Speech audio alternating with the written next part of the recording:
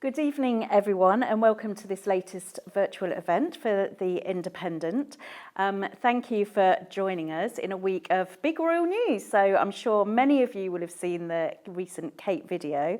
And this event really is just to look at the kind of shrinking inner circle of the royal family and what they're going to do to try and keep relevant, or if they can keep relevant. So we've got a fantastic panel together. So my name's Victoria Harper. I'm assistant editor at The Independent, and I'm joined by these brilliant experts here. So the first on our guest is Anna Pasternak.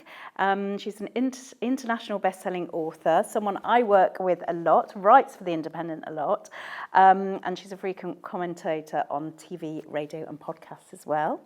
We have 20th century historian, Sunday Times best-selling author and frequent royal commentator Tessa Dunlop, who's been rushed off her feet today and very kindly come and joined us in the studio. And our third panelist is Jonathan Spangler, a royal historian, academic, who specialises in the roles of second sons and more junior members of the royal family, which is very pertinent to the conversation we're going to be having. So in the next hour, we're going to analyse what is happening currently in the royal family, and also what the next chapter will look like for them. If you want to ask a question, simply use the Q&A function in the bottom bar of your Zoom link. And please do think about donating to The Independent using the link in the chat box. This means that we can do great events like this, so we can still kind of finance our kind of independent thinking journalism, which is really important in these times, I think. So some of you have already submitted some fantastic questions that the panelists have already been reviewing. So I think we'll kind of start from there. Obviously, kind of, 2 years ago, the Queen died. So there was a lot of grief around that time, but people's minds very quickly went to what's now? She was the institution, a lot of people said. A lot of people did predict there was going to be huge changes. So I'm just quite interested in all of you, what were you thinking at that time? Did your thoughts immediately go, oh, this is going to be a big change. This could be the beginning of the end. So do you want to start with that, Tessa? What were your thoughts 2 years ago? Well, I think what was fascinating about it was the choreography was exquisite and had been pre-planned for decades. And when you have a change of sovereign, i.e. when one monarch dies and another one therefore is crowned and becomes king or queen, the focus weirdly is less on the individual and more on the institution. So a huge amount of the paraphernalia, the rigmarole, the sceptre, the orb, the pomp, the ceremony was about maintaining continuity from one sovereign to another. Nothing to see here, move along now. Yes, wasn't the Queen wonderful? But here we have it, now another king. The institution suddenly was more important than her. Indeed, the institution is the constant, and the Queen was an astonishing individual who occupied that role for an unprecedented 7+ decades. Oh, right, okay, yeah. So you were quite confident that nothing to see here, this will continue. And how exceptionally well it was done. How much money and time we invested in making sure the monarchy continued. Yeah. And Jonathan, is that something you would agree with? Yes, absolutely. It was really impressive. I mean, down to every brass button, every turn of every soldier was perfectly choreographed. So it was quite amazing to watch.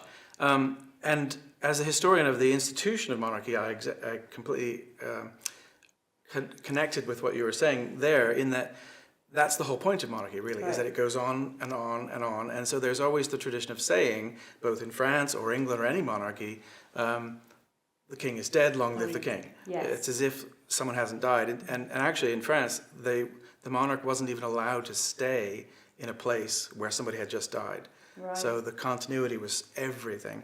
But personally, what I did think, 2 years ago, was how it was going to be maybe how there was going to be change, because that's what all the rumors were for the 20 years before that, was that Charles was going to change things. Yes. And the coronation was going to be about multi-faith, and it was going to be all green and all earth and all everything, and then it wasn't. No. Right. And I think that was a bit of a surprise to me. Did it really surprise you, though, given how old he is? coming to the I throne. think we will come to that about what Charles I did is, expect how more Charles change. has done. But just to that first question, 2 years ago, what did you worry at all that the Yes, I monarchy did, was and I about to still change? do. I Right. think that time will show that we will look back and we will see that that was the end of a certain mode of the monarchy, and that that was the beginning of change. I do not think that the monarchies can sustain today or going forwards in the way that the Queen ruled, and that what personally I felt, this is the beginning of the end. Right, interesting. So we have had 2 years of Charles, like you were saying. We had great thoughts about how he might do things differently. Obviously, he's had quite a big personal circumstance with the cancer diagnosis, which is kind of could have, not to have changed the way he's thought about things. But what do you think the general consensus is about, the last 2 years? What has he brought? So, Jonathan, you were just then saying it wasn't as different as we were hoping. Yeah, I think to return to that a little bit, because I work on looking at monarchies comparatively. One of the things that the British monarchy has always lagged behind, I think, is change. So if you think about Sweden or Denmark or the Netherlands, they already did that change, slimming down, becoming a lot more modern. And so I guess people thought that would happen now, and maybe it will. 2 years is not a lot of time. But what has happened in the last 2 years? I think more of the same. I suspect because the illness happened about 1 year in, any plans that were in place were then put on hold. Right. So I don't think we know what might have changed. Okay. And Anna, what do you think? Well, personally, I had surprisingly low expectation for Charles, and for me he has exceeded that. I think I was quite impressed by the way he took over, that he seems to be ruling in the way that his mother did. I thought it was quite seamless, the transition. Yes, of course, we had the pen outburst, and we'd never have seen the Queen have those sort of little fits of temper, and there was more character coming through. But I thought actually he seems to want to rule very much respecting his mother's way of being monarch. Right. And that impressed me. I wasn't expecting that. And do you think that's because it was about the institution and not the Exactly. monarch? I think that he realised that what he could express and display as Prince of Wales wasn't going to be, wasn't feasible as monarch, and he very much tried to step in his mother's shoes in the way that he was running the country, but without trying to in any way overshadow her. So I think that I think that his illness has almost helped in the way that we've warmed to him, and that he has become a beloved patriarch of the country in a way that I hadn't envisaged, and that I'm really pleased to see. Interesting. Tessa, what's your kind of verdict on the last 2 years? On a human level, of course, Charles hadn't really been allowed to get old. Yes. Because his parents, with these astonishing throwbacks to the great generation, the Blitz, they kept on going, they were nearly 100. And suddenly, without Philip and Elizabeth, you realise, what?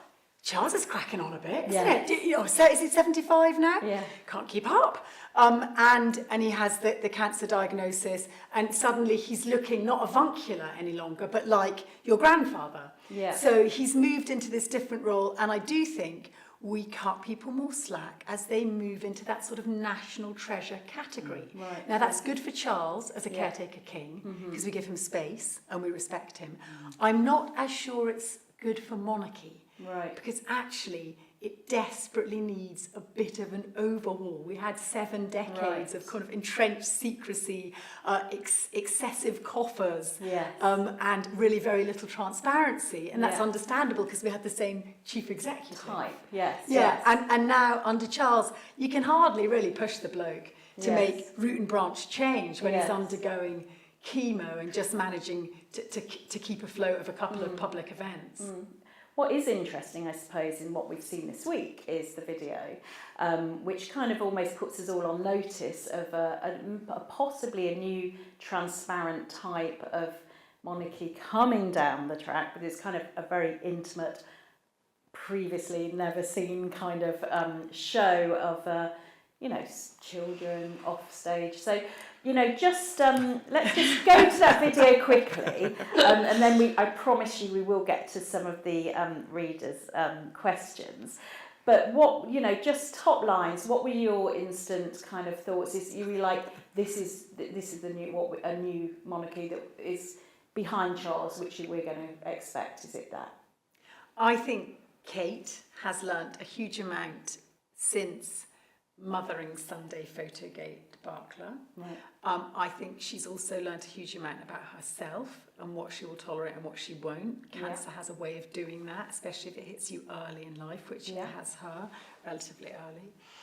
And I think she realises she can actually control this narrative more effectively, and she can employ people who are talented at doing that. Right. I think she's taken a leaf out of Meghan Markle's copybook, dare I say. Interesting. If anybody ever listened to some of Meghan's Spotify podcasts, they're very, very scripted, quite cleverly so. Everyone here always just as read about Meghan, but actually if you listen, they were quite cleverly crafted, and I thought Kate did that well. Right. Sometimes I've seen her on Instagram looking a bit gauche, and it's not really her thing. She's not a natural presenter. Why should she be? But this was discreetly voiced. It said exactly what she wanted it to say. She gave as much as she was prepared to give, and it did two things for her. One, it was her way of thanking us for stepping back after the search for Kate, catastrophe, media, under the wire, trolling, etc. And it also was a holder. Right. Because she didn't actually tell us when she's coming back. Yes. And this was a way of, here's a little something from us, back off. So it's kind of faux intimacy. In Absolutely. A kind of choreographed to choreographed intimacy. Yeah. Jonathan, I know you've only just recently seen this video of what I know, I live in my ivory tower, so, But I know, what was it was very glossy, you were kind of quite impressed by the glossiness or kind of shocked by the glossiness? Well, I don't think either impressed or shocked. I think it seemed like it was maybe tailored towards a younger California audience, maybe appealing more to an American side. But I think younger audiences often tend to go more for emotional responses.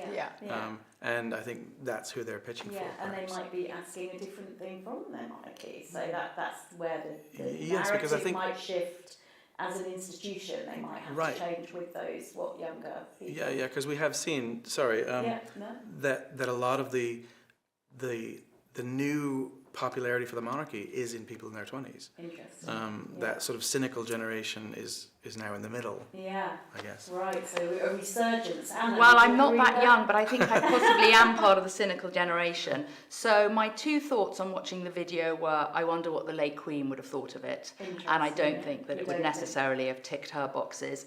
And my other thought was, I feel it was absolutely, it is illustrative of the media bias that if Harry and Meghan had released that video, there would have been utter opprobrium, there would have been mockery, uproar, they would have been slated as they were for the Riviera Orchard little clips. And this was in a very similar mode, and we are all absolutely, the press today has been full of how touching, how modern, how moving. So what struck me is, again, it's illustrative of a media bias that is going on about the monarchy at the moment. But that's our response to it.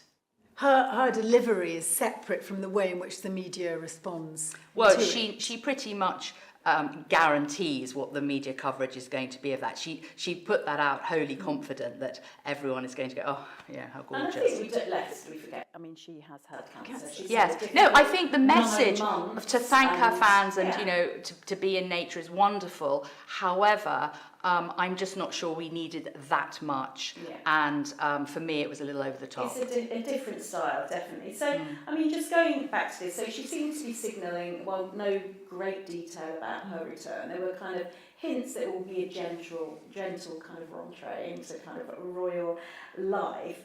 So Fiona Fisher, our reader, wants to know kind of which members of the wider royal family do you think could be brought in to kind of fill these gaps where the kind of principal members have kind of entered stage left or...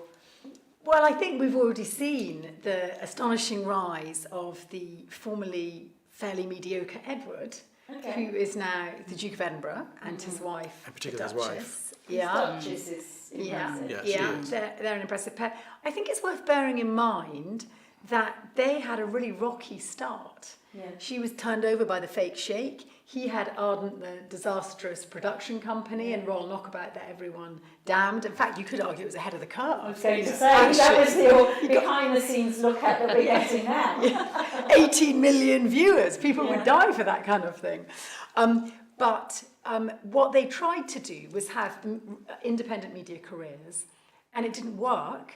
And the Queen then invited them in to be working royals, and he had Bagshot, is it Hall or Park, one or the other, and he got a stipend. And they went there, just discreetly went along being Earl and Countess of Wessex, and did it very well, and supported the firm, and now have come into their own because the firm has a few holes in it. Yeah. But I think the point I'm trying to make is they did it the other way around from Harry and Meghan, and because of their failure to carry it off, I think that was one of the reasons why the Sussexes got an absolute no when they said, we want to do a half in, half out. Right. And the door was firmly shut on that idea, because it had already been trialled by the Wessexes, and it wasn't And it seen to didn't work. And then and Sophie was one of the Queen's favourites, I In the understood. end. In the end. Well, But of it course, took they didn't some get time. divorced. And Yes. the Queen comes from a generation where marriage is for life, you shut up and put up. Tolerance is the watchword of her and Philip's relationship. Yeah. And I think that she respected Sophie for the way in which she adapted to a challenging And it institution. was difficult.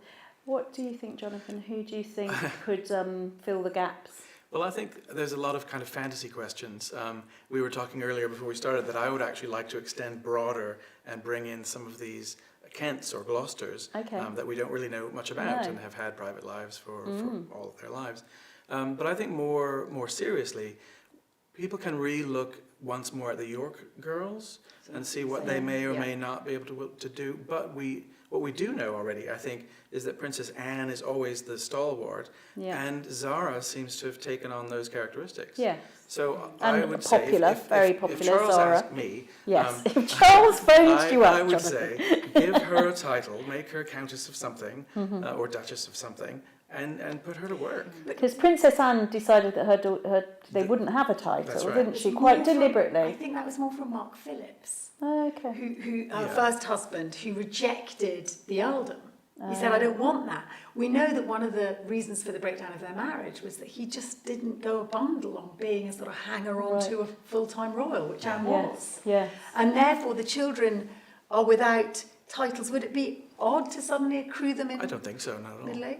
Do they need? Do they need What them? do I you think it'd think, be quite Anna? cool What if do they you- came where- into the yeah. royal and they worked as royals without the title. That's just I Mrs. completely. Tyndall. Can you work as a royal without titles? I mean, obviously it's an Yes, institution, everyone but- knows who they are. Everyone knows Yes. that Zara is Princess Anne's daughter. Now, I completely agree with Jonathan. I would like to see more of Princess Beatrice and Eugenie. I think that they have handled their parents' fallout. I think they have shown immense diplomacy. I think they're very popular, nice girls. I think they'd be very good on the sort of with greater profile on the charitable circuit. They've trod a really delicate line in that they've never done anything to offend the institution. They're very loyal to their uncle, the king, and yet, you know, they've lived with a difficult situation with their parents, with both Prince Andrew and Sarah Ferguson, at various times being exiled, and Eugenie is very close to Harry. So she is our one chance of bringing Harry back into the fold. So I think those girls have shown remarkable sensitivity and skill, and I think they're a credit to the monarchy. In a way, have they successfully done the half in, half out? Are they a good example of how you can be both? I think they have, because they haven't created any scandal. I've seen some of those girls, the princesses, at charity events, and they are extremely popular. They do bring that touch of sort of royal magic, a frisson, and I think they understand the institution. They understand what's happened to their parents. They are very skilled at negotiating the difficulties of surviving within the House of Windsor. Would either of these two young sets want to become full-time working royals and all that comes with it? Probably not. I think that's one But I of the suppose this is the question ultimately. Do you have to be a full-time working royal for this institution to exist? And then the Maybe question they need is- to loosen the reins. I you think can they have the seem whole very thing. loyal to the king and very loyal to the crown, actually. And I think you see them at Buckingham Palace garden parties, and they always seem really happy to be there. But in is a that because they supportive have role. their other life? Well, yes. So they've maybe. got Well, that- but they haven't been given the choice to be full-time working royals, have they? No. I mean, the question is, who would you bring in? I would bring them in, definitely. But it's interesting because I would probably look chuffed to be at Buckingham Palace and to wear a pretty frock and to hang out with lots of famous people and impressive people. But I've been doing this thing on war commemoration. I'm really struck that every memorial has been opened by the Countess of Wessex and Princess Anne. Those are the two names, or the Duke of Kent, always. that I see more than any other. And that's just one small role that the monarchy occupies, you know, honouring our fallen. But it's a lot of going out to Province X in the rain, cutting a ribbon, saying the right thing, Always eating pretending cake. that you're really happy That to goes see back it. to Yeah. what is the what. I mean, I suppose Would the you want big to do it? the big question, I suppose, Kath Jill is asking the big question, our reader, that a lot of us want to know is like, you know, Harry is going to be 40 in a few weeks. He seems to be making these, you know, few kind of like trying to come back in a way. I mean, is there any way that they could be brought in from the cold, or would it cause more problems than it solves? I mean, what do we think? I mean, it seems to change by the day, if I'm honest. But Tessa, what do you think? Do you think Harry and Meghan ever will have a role, or even just Harry? I would have said even a year ago that maybe. I've got to say that I was disappointed and a bit surprised that when he came for the 10th anniversary ceremony of Invictus, that for whatever reason the king did not manage to carve out time to meet his son. I think that the mood music around the two different camps, which have increasingly been entrenched, one is Montecito and the Sussexes, and the other is William very much alongside his father in a way that they never were that close, they now are. And I think that this kind of all or nothing approach, which was very much fostered by the Queen, makes it difficult to see how Harry can return in any way back to the fold. And because all of them are pretty male, proud and entitled, we're talking about three men here, born with considerable silver spoons, I can't see in the near future, certainly, any of them sort of falling on their sword or finding the emotional space to go, hey. If you had to pick one, though, who do you think would? Or who The do you least think likely should? is William. The Least most likely. angry He never and the will. least likely. Never will. I don't think he ever will. So, yeah. I would have wanted it to have come from Charles. He has the Yeah. broader shoulders. He's the father. And I Yes. think as a defender of the faith, Completely agree. father of the family and the king, I think in the end, if Harry misses home, that it'll be how much Harry misses home in the long run, if he does. Jonathan, you're an expert on second sons. Come on, Jonathan. Well, So where are we standing on the Harry question? For second son, always a difficult place Yeah, I mean, throughout history. This is no different. Yeah, we live in the 21st century, so the rules are different than what I normally study. So in the 16th or 15th century, if you disliked what your elder brother did, you pulled your sword and you fought with him. Right. Or you led a rebellion. Push him in a Or- dog bowl. So France or Germany or all these countries were often riven with civil wars, and younger brothers were almost always getting into trouble. And then the shift suddenly came in the 18th century, where they all realized we all get along better if the second son just stays quiet and does what he's told. So from that perspective, Harry would be better to simply go, right, you were right, I need to be quiet.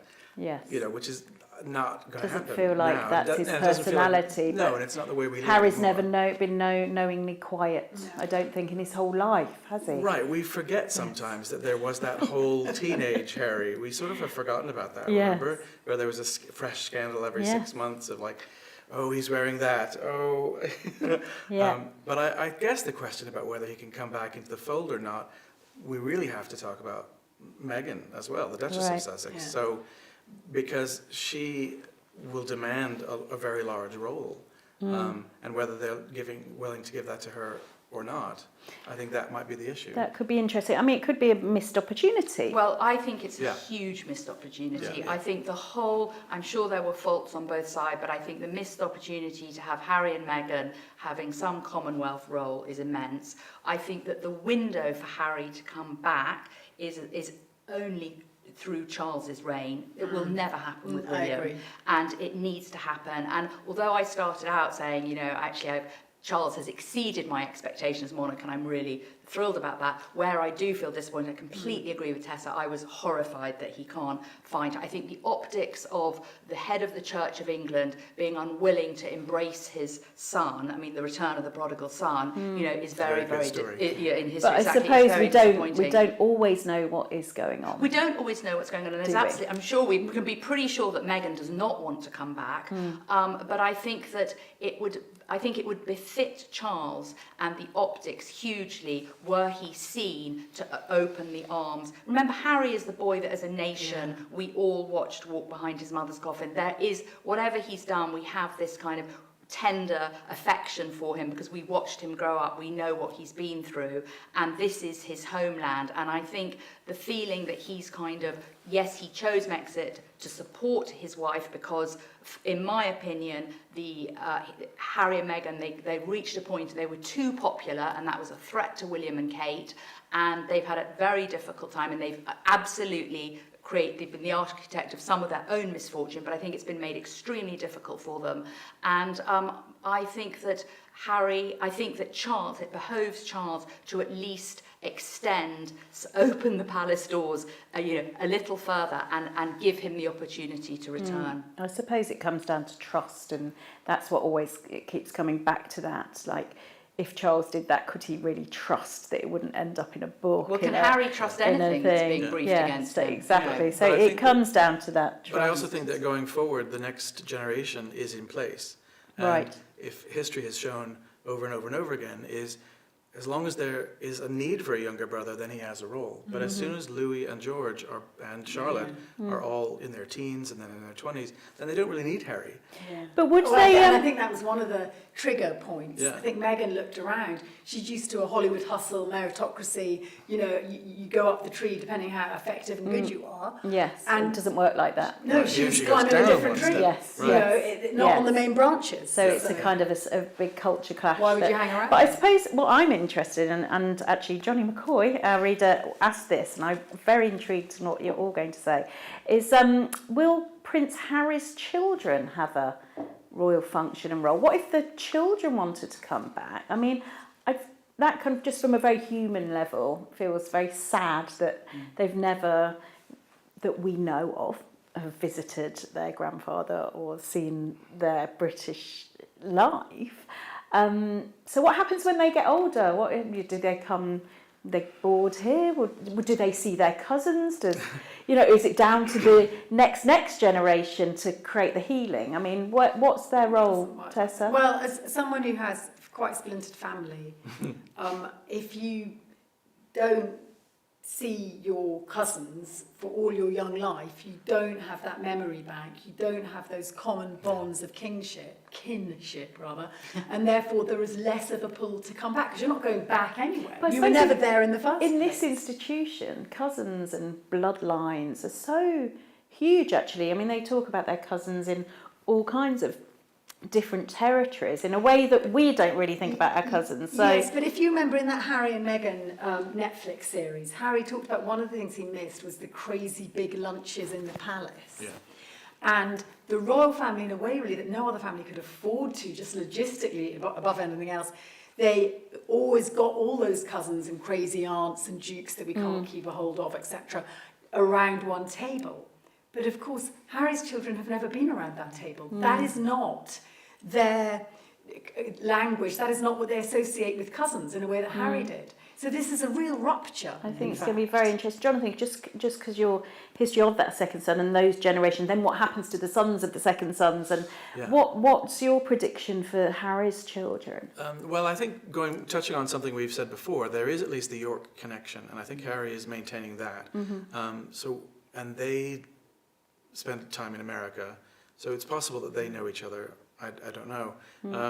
But yeah, historically, once you've got this second group of people, they move off to themselves. Right. And the trick has always been to get an independent fund, Yeah. so that you can live off of, and then another branch is created, and Right. and so they have that, They have got titles, haven't they? Yeah. Children? Yeah. Well, Yes. they're prince and princess, Yes. but they're not.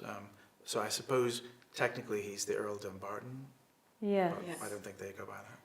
Anna, what do you think? I mean, because you're a great royal historian on Duchess of Well, I was Wallis just thinking, actually, as you were saying that, I was thinking about the Duke and Duchess of Windsor, and I was thinking, well, it would have been a similar situation had they had children. Yeah. You know, how would they have, and the chances of them mixing with Princess Elizabeth and Margaret, I think, would have been quite slim, because I think there was a similar enmity coming from the Buckingham Palace and the main royal family. And I can't see William and Kate, you know, opening their arms to Harry's children to meet their children as they grow up. That doesn't look possible. But I think you're right. I think, again, we come back to the lovely York girls, and I think they probably are having a relationship with their cousins. But again, this is a side shoot of a side shoot. The trunk story is the video that we saw yesterday. Yeah, It's absolutely. William and Kate with 3 children. Yes, and that was made abundantly clear. Yes. We are the family. And Yeah. one of the things that I've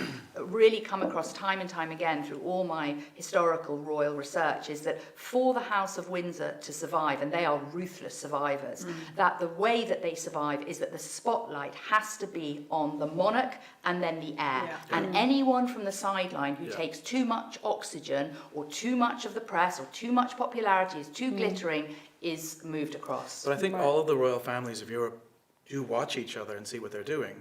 So 2 or 3 years ago, the Queen of Denmark suddenly said, my second son and his children, they were royal, they're not anymore. Right. Out. And it just happened, I think, last week in Yes. Norway. They had a royal wedding and they redefined the royal family and said it's now just the king and his wife, the heir and his children. No siblings, nobody else. But then It's we get to brutal. this Yeah. what we're saying is, which is what Charles always wanted to have, this shrinking, smaller Yeah. family, because we fund them, which we'll get to the funding question soon. But if you do that, there's also a consequence, isn't there? Because you aren't as visible as you can be. You can't be everywhere. You can't be, you know, it's a different kind of institution. And we want that balcony shot. We want the Yeah, big yeah, we love members. the We're 17 or 18 interested. We're people. very invested. It's a very, very different royal family in Europe, I would argue, than there is in England, and what a lot of people still want in England. Yeah, it's interesting because I would argue that although Kate has been invisible most of the summer with a brief appearance at Treeping and one at Wimbledon, her cachet and her international standing and name and brand recognition has never been higher. So because we live in a super tech world now where it's not just mainstream media, it's also social media, you actually don't need to be doing that slightly tiresome groundwork that Right. defined the Queen, defines Anne, defines the Duke of Kent, cutting the ribbon on a rainy day, unveiling the statue, etc.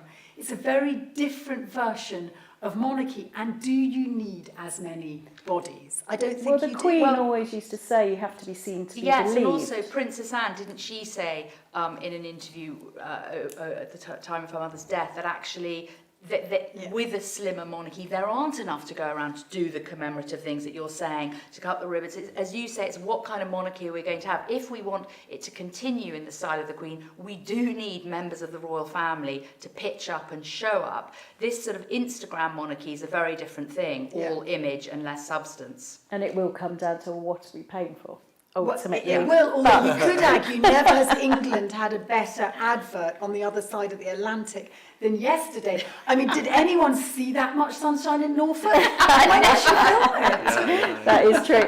So I suppose, I mean, the Queen did go, you have to be seen to believe. She believed in your head of state, devoted to serving. Do you know, from what you know of the younger royals, we've talked about Beatrice, do you think they've got that sense of service and serving, or is it going to be on their terms? Because I would argue the video we saw yesterday was very much, this will be on our terms. It's a very different type of being. Do you think they've got that idea, the service idea? The duty. Do they? Yeah, they believe in the monarchy like the Queen did, and all that brings with it. I think that the idea of the dutiful monarch and the dutiful royal, that is a lightning rod for Anne. Sophie and Edward, I think, have shown that they've remained committed. They took a few middle-aged knocks and they've pulled through. I think with William, one has to be careful. Big C comes knocking in your family. It does buys you a bit of time and space and sympathy.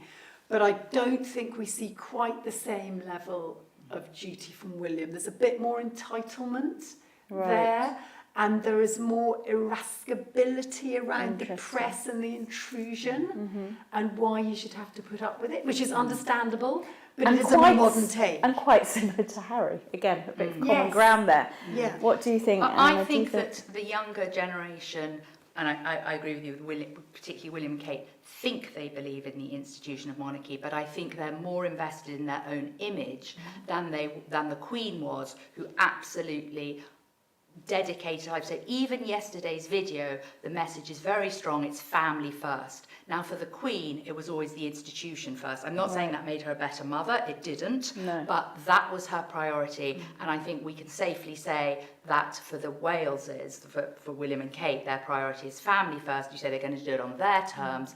They've illustrated that to the world very loud and clear yesterday. So therefore, how can they have the same view of duty and service as the late Queen did? Is that something you'd agree with, John? Yes, I think so. And I think they're all a lot more individual rather than a collective, which was is for a big centuries. shift, was and that's always a society shift as well. And even talking about Edward and Sophie, they are being held up as the model, and I agree with that. But they have made it very clear that their children are private individuals. So they are not prince or princess. They are lord and lady. And you see Charlotte at things, but you never see Viscount Severn. Yes, never. Never. He clearly doesn't. Well, teenage boys are a law unto themselves. Let's be honest. Yeah. But it is interesting. I would also argue, though, then they're not comparable, the Queen and Kate and William in yesterday's video, because there's 2-3 generations between them. And today we are much more about, I mean, Kate helped lead the Heads Together campaign about mental health, about the self, about our truth, her truth, his truth. And that, in a way, speaks to a different generation who are looking for something different from their monarchy. They're not necessarily wanting an ermine But I gown think and a that crown. this kind of new level of accessibility, my worry is that it erodes a mystique and a formality about the monarchy, which I think is important to its level of endurance. I'm not sure. As I say, I think we'll look back and we'll see that this was the beginning of something very different, and possibly. I'm not saying that Britain will ever not have a monarchy, because I think it's very much in the fabric of the psyche of our society, and we like to have this sort of family, you know, that Charles is the patriarch, the Queen was our great matriarch, and there's a feeling of security that brings to the subjects. But I worry that this revealing too much all the time and trying to appear as if they're just like every other family. I mean, it's patently ludicrous. Of course they're not. As you said, even the sunshine every day in Norfolk is rubbish. And that's just very different from the late Queen and how she operated. And I'm not sure that it will stand the test of time in the same way. And I've got a 21-year-old daughter. I do not see my daughter's generation nearly as interested and invested in the monarchy. But then Jonathan said there is a new interest among young people. Do you think, Jonathan? I saw some figure. But ultimately, this comes down to they're in a difficult position, aren't they? Because do they stick to what they've always known and stuck by, and then risk hopelessly looking out of fashion and not relevant, or do they make themselves relevant and then thereby undermine the institution? That is the difficult. And they're navigating this now. What Catherine Fuller wants to know, now she is a monarchist, she absolutely believes in it, but she wants to know how hard the members of the royal family actually do work. I mean, they appear at charitable functions, we've discussed that, state dinners, but that doesn't take all day, she says. What is real work when it comes to the royal family? We fund them. What do they do? Well, it's very, very hard to know what they do because they're exempt from the Freedom of Information Act. So it's very hard to put in a request about how many court appearances they've made. We do use that slightly trying term, hard work. It's particularly banded around in relation to Anne. I think once you're over 70 and you're working, it can be called relatively hard. So I think Anne now properly earns that title. I'm not sure the extent to which she did before. Yes, she could sometimes fit 3 events in a day, but I fitted in 3 events today. Am I particularly hard working? I mean, I think... They are called working royals, though. So what when they're called a working royal, what is it? Well, that is about going to the National Memorial Arboretum Yeah. and unveiling a stone in honour of the Bevan boys who went down the mines in the Second World War, and making them feel special, acknowledging them, talking to them, being briefed, knowing what it's about, getting all the way to Staffordshire, then going on and perhaps doing another event in the evening. And that's work, it's tiring. Being front-facing is tiring. Yeah. I think it's one of the reasons why Kate's giving us these videos, because when she's having chemotherapy, she doesn't want to be out there looking the part and sounding the part. So I don't want to detract from the idea of being on display and front-facing as not being work, because it is, and it's exhausting. But they don't do that much of it. Maybe 200 events in a year, some of them, and I think cranked it up to 3 or thereabouts on a good year. Of course, that involves travel, etc. But what's interesting is those kind of figures you're not seeing attached to any of the younger generation, with the exception of William. So where are the cavalry? We talk about, maybe Beatrice will stand on the balcony and Eugenie will send Harry a Christmas card. But where are the troops on the ground? No, I think we're saying that they could do much more. I think that the work that the Royals do, firstly, I think that they're a brilliant advertisement for Britain PLC. So the revenue they bring in from tourism is fantastic. I think it's 1.6. It's hard to know exactly. It's hard to know exactly, but we do the Queen's funeral, coronation, the military precision with which we can do these events is unparalleled. I think that, the phrase that was used with the Queen a lot was the soft power that she had, and that, she would travel the world. Everyone wanted to meet the Queen. I think they do need to travel a lot, and I think Charles and Camilla haven't been able to travel so much. I do think they need to go abroad and kind of promote Britain PLC, and I think that is hard work, and that's really important. And it backfired last Horribly year when William and Kate went to the Caribbean. Yes, it did. Because it was seen as absolutely. white imperialism. What do you think what is a working royal, Jonathan? Well, Getting booed in the Caribbean, that's hard work. I mean, do they work harder now than they did in the past? I don't think so. I don't think so. think they have a lot more private time than before. So the ones I look at the most, 18th century French royals had no Yes. private time at all. Yeah. They Didn't dined they? in Oh, no, I they, always imagine them having a They lot didn't of live as time. long. they dined in public, they slept in public, they got Okay. dressed in public. Right. They gave birth in They public. gave birth in public. Absolutely. Okay. Yeah. Right, so they have in quite fact, a nice It time. changed in the 19th century when Victoria said, no, I'm going to have a private home with a private life with my husband and my children. So Queen Victoria set the pace. And also the tone for family monarchy, Yeah, yeah. where they became Although she got this- that from her grandmother. Right, Charlotte of Mecklenburg yeah. is the forgotten queen, and she's the one, if you remember the movie The Menace of King George, Yeah. she's Yes. the one who says, smile and wave, it's what you're paid for. Yes. You know, Yeah. Helen Mirren, it was so, Yeah. so brilliant. Quite a lot of truth in that, actually. Yeah, yeah. Which I think, it's a lot But of, it was her first who said, keep your mouth shut, Yeah. do your job, don't complain. And I think that's what people maybe have got upset about Harry for. You had this benefit of this great, background and wealth. Yeah. All you needed to do was smile and wave. That was all you needed to do, but Precisely. you decided not to. Anyway, but I've got another question. I've got smile and wave. We've had a lot of questions around finances. Obviously, we are funding them. Ken Turton has made the observation that it seems like they get richer and richer every They year. do. I think that's actually fact. Yeah. Most rich people do get richer. Yes, because of various income streams. So what justification Ian Montgomery wants to know is there for funding a royal family that he believes we don't get enough in return? He thinks, obviously, UK PLC, but is that actually, does that work out? Or, the amount of money they get versus what they bring in, are those books balanced? No, Tessa? they're not.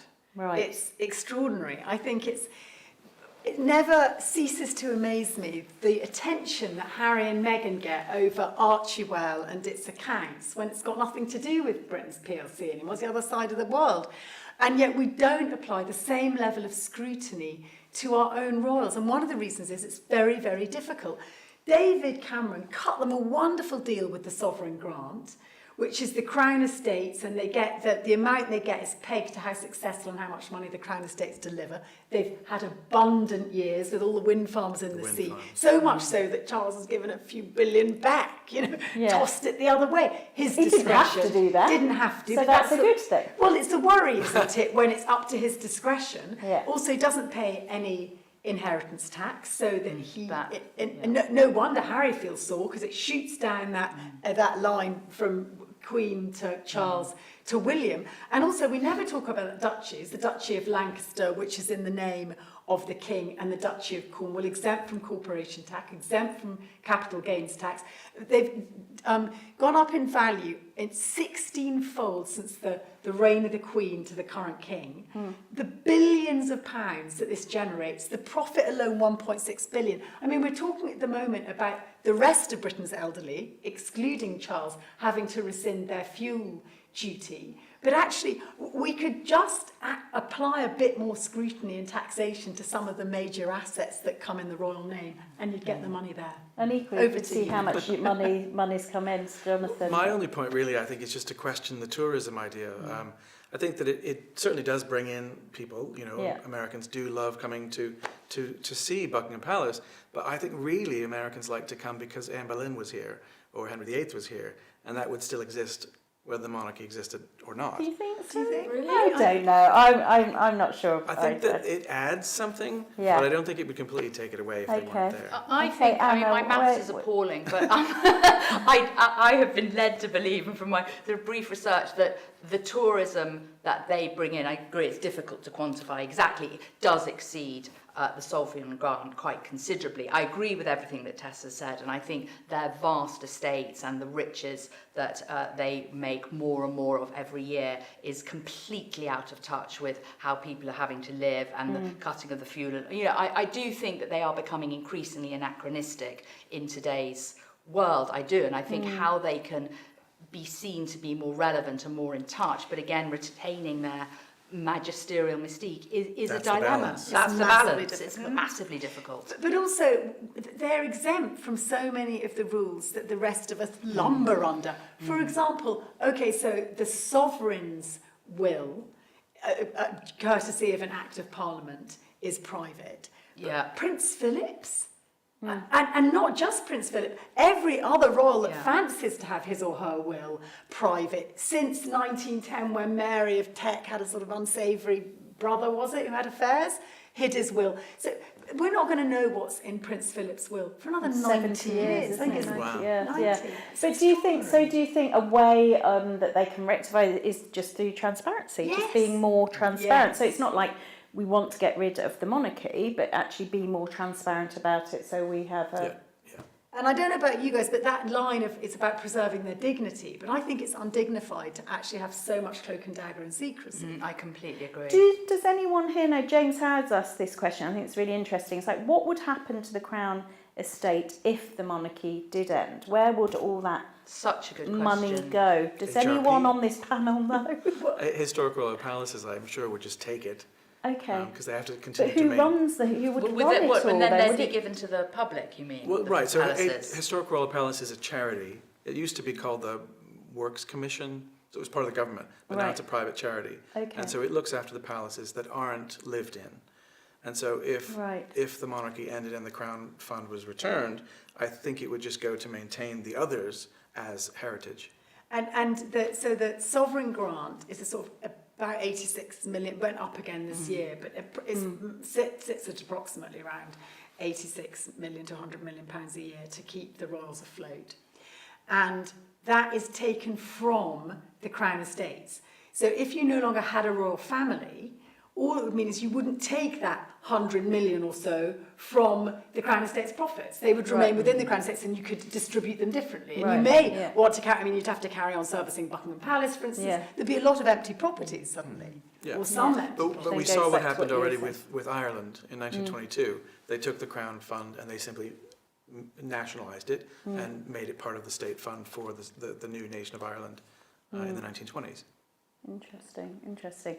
But obviously, with the video yesterday, there's obviously a plan that it continues. I'm just very interested in your thoughts, whether you think William will be bringing in that transparency that you seem to be thinking. Anna, you lead with this. You seem to be thinking we desperately need. Highly unlikely. It's handing you that. I'll take that grenade. Yeah. I think that the likelihood of William allowing us increased transparency into the finances, into wills, in offering to pay inheritance tax is absolutely next to nothing. Even if their survival depended on it? Well, it doesn't. Exactly, it doesn't. And I think that when we talk about, one of the reasons that we love the Queen so much is that she was so dedicated. You felt like she gave everything to the country. And I think the difficulty in what we're talking about, retaining the monarchy, this young family, but there is the feeling, even in that lovely video yesterday,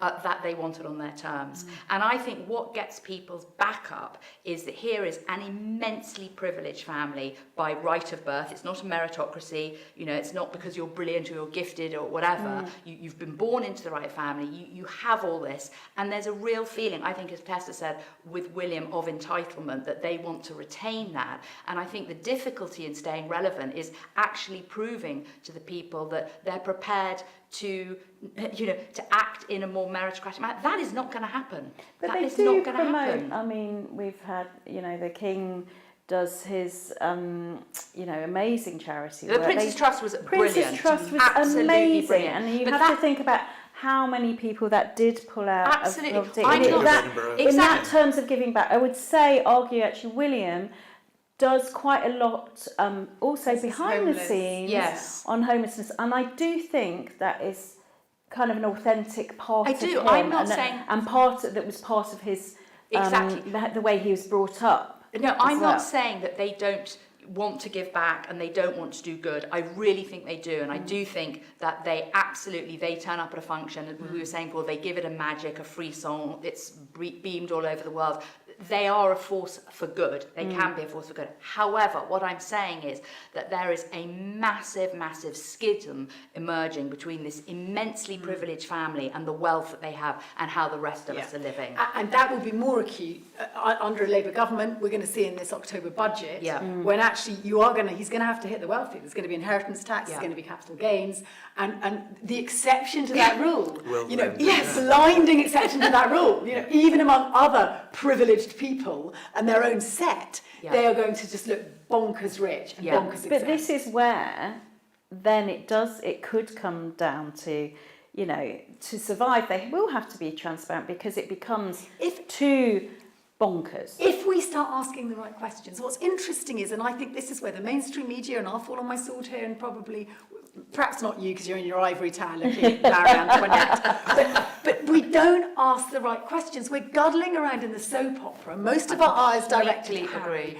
Are they talking, aren't they? Are the brothers getting back? We should actually be saying, where is the transparency? What is the relationship between the crown and the political estate? What are those communications? Why was it so hard to ever get access to Prince Charles's spider memos, and why are we no longer even able to get access to William's equivalent memos? Yeah. But I What do does think there's history tell us about this, though, Jonathan? Well, I was just going to say something about now a little bit, in that the people that we're talking about that are their peers a little bit, the Duke of Westminster and other, incredibly global fortunes, they have armies of lawyers which they can use as private people. Whereas if a monarch or a member of the royal family did that, they would be torn to pieces by the public. So in a way, they're kind of trapped because they can't have that public role. But in terms of history, I guess it's just going back to the whole thing of you have to do what you're told, otherwise the family falls apart and revolution follows. But we're not Sorry, a country prone to revolution, unlike the French. Well, no. Possibly, alas. Right. Since 1649. Okay, so I'm going to Yes, top indeed. top line. So we're getting it's whipped by, I must say, such fascinating, really good fun. But I'm just going to Let's do it again next last 5 minutes. So I'm going to go through each one of you after this discussion. What are your predictions for what will happen next, or what needs to happen next for the monarchy, to not just to survive, actually to thrive? I think that's quite important for us to kind of fall back. They've been through all these charts through history before. We had, World War II, I'll look the East End in the face. There have been these schisms in the past. recent past, and they seem to get through. What's now? How do they thrive from here? To be clear, Tessa? royal families do well in international wars. I don't want one, by the way, but after the 1936 abdication, it was looking pretty rocky for Ghost George, Yeah. and along came World War II, and actually just had to hold the line, which he did with his doggedy little wife, and they pulled through and they reframed monarchy as family monarchy who faced down the war along with everyone else. So exempting doesn't look like, the German jackboot's going to land on British soil anytime soon. And Russia's were privileged to live on the other side of Europe. So I think in terms of just resetting the mood music, I would extend an olive branch to Harry. I wouldn't invite him back in as a working role. I don't think he wants it. She certainly doesn't want it. But it looks compassionate, it looks redemptive, and I think that's part of monarchy's role, especially with the establishment Church of England relationship. Yeah.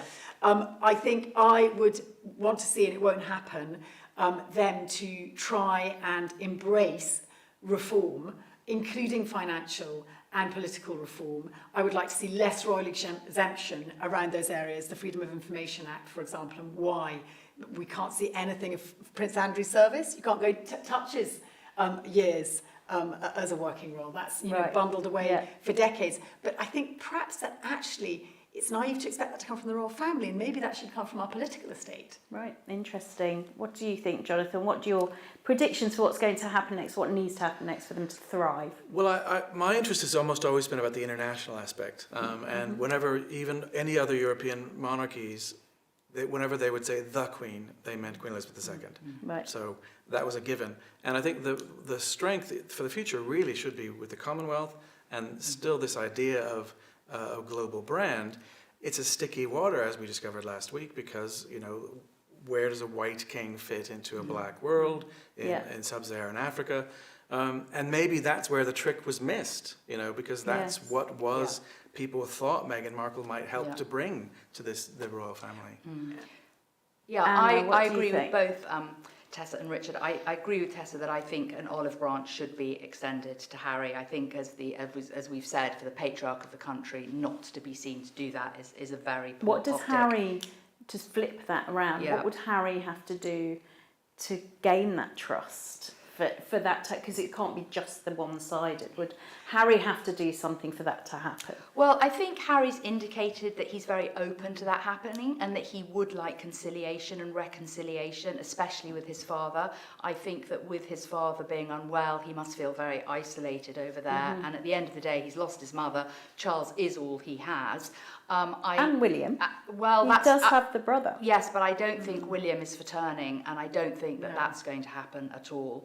And I would like to see, I completely agree with everything you both said. I would also like to see a really effective, more slimmed down monarchy, but with, let's say, the York girls being brought in to help at the moment. But my real question, and I don't know the answer to it, is I don't understand how the monarchy is going to remain relevant for my daughter's generation. I really don't. It's a real fault line. They are an anachronism to them. They really are. But that's really interesting to me, because I would say they have, especially William and Catherine and Harry, and have always been connecting mental health, quite modern but Gen issues. Z just don't have the same reverence to the monarchy that we have and that we grew up with. They really don't. I think it's worse than that. I think very briefly with Meghan and Harry, the young thought that the monarchy was reforming. They looked towards it like moth to a flame, and then they got burnt. Yeah. And now they've turned away, and that they're not so much apathetic but angry. Yes. They don't want it anymore. Yeah. They actively don't want monarchy. A large number